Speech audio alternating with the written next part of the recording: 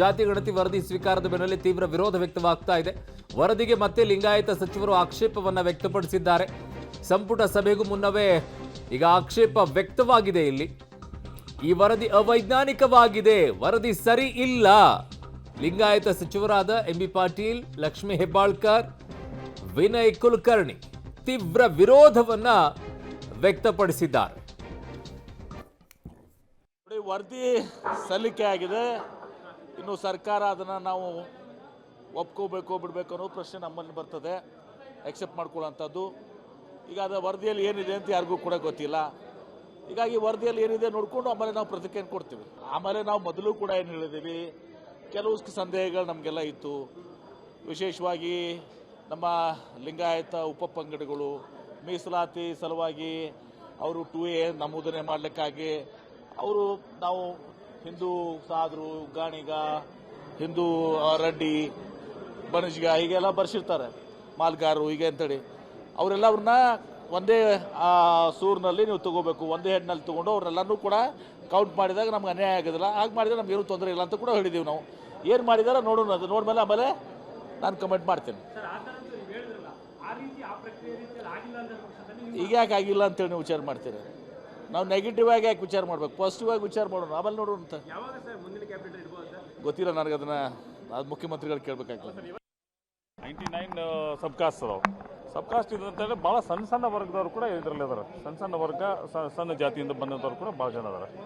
ಅವ್ರು ರಿಸರ್ವೇಷನ್ ಏನಿದೆ, ರಿಸರ್ವೇಷನ್ ಟೈಮಲ್ಲಿ ಅವರು ತಮ್ಮ ರಿಸರ್ವೇಷನ್ಗೆ ಅನುಕೂಲ ಆಗಲಿ ಅಂತೇಳಿ ಇವತ್ತು ಅವರು ನಾಯಿನಲ್ಲಾಗಲಿ ಕುಂಬಾರ, ಬಡಿಗೆರು, ಆಮೇಲೆ ಹಡದವರು, ಆಮೇಲೆ ಜೊತೆಗೆ ಮಡಿವಾಳ ಸಮಾಜ, ಇಂಥವ್ರು ಭಾಳ ಸಮಾಜಗಳದಾವೆ. ಇಂಥ ಸಮಾಜಗಳು ಅವ್ರ ಕಾಯಕದ ಮೇಲೆ ಅವರೆಲ್ಲ ತಮ್ಮ ರಿಸರ್ವೇಷನ್ ಅವ್ರ ಭಾಳ ಸಣ್ಣ ವರ್ಗದ ಜನ ಕೂಡ ಇದ್ದರು.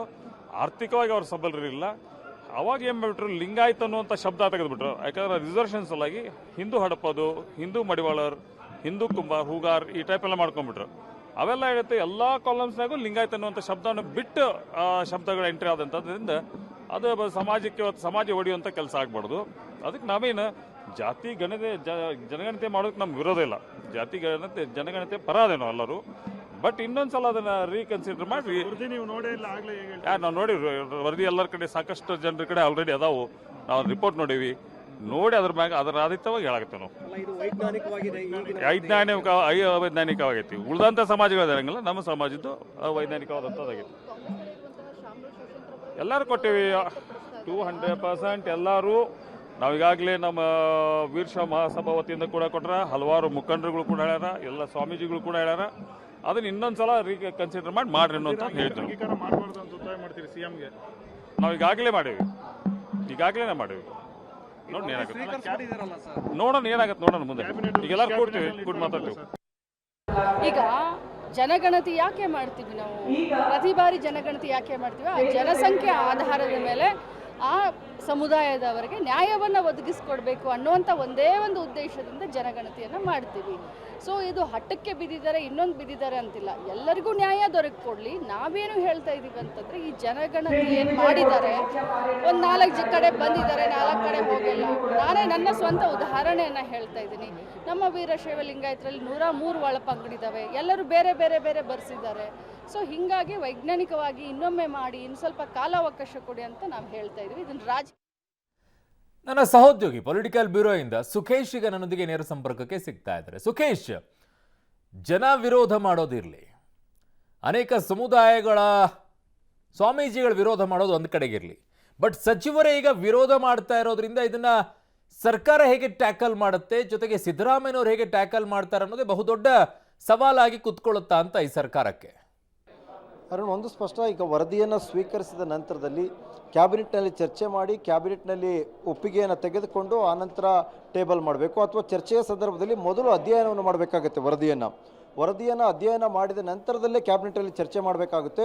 ಅಧ್ಯಯನ ಮುಗಿಸ್ಕೊಂಡು ಕ್ಯಾಬಿನೆಟ್ ಚರ್ಚೆ ಸಂದರ್ಭದಲ್ಲಿ ಎಲ್ಲ ಸಮುದಾಯದ ಸಚಿವರುಗಳು ಕೂಡ ಇರ್ತಾರೆ. ಆದ್ದರಿಂದ ಸಹಜವಾಗಿ ಅಲ್ಲಿ ಸಮುದಾಯಕ್ಕೆ ಇದ್ದಂಥ ಆತಂಕ ಏನು, ಅಥವಾ ಆತಂಕ ಸರಿಯಾಗಿದೆಯಾ, ಅಥವಾ ಆತಂಕ ಸರಿ ಮಾಡಬೇಕಾಗಿರುವಂಥದ್ದು ಏನು ಅನ್ನುವಂಥದ್ರ ಬಗ್ಗೆ ಕೂಡ ಚರ್ಚೆ ಆಗುತ್ತೆ.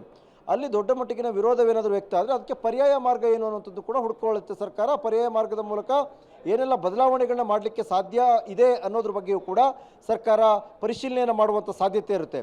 ಹಾಗೆ ಆ ಪರ್ಯಾಯ ಮಾರ್ಗಗಳನ್ನ ಪರಿಶೀಲನೆ ಮಾಡಿ ಪರಿಹಾರ ಕಂಡುಕೊಂಡ ನಂತರದಲ್ಲೇ ಏನಾದರೂ ಪಬ್ಲಿಕ್ ಡೊಮೈನ್ಗೆ ಬಿಡುವಂಥ ಸಾಧ್ಯತೆ ಕೂಡ ಇರುತ್ತೆ. ಹಾಗಾಗಿ ಸದ್ಯಕ್ಕೆ ವರದಿಯಲ್ಲಿ ಕೆಲವು ಡೇಟಾಗಳನ್ನ ಆಧರಿಸಿ ಕೊಟ್ಟಿರುವಂಥದ್ದು.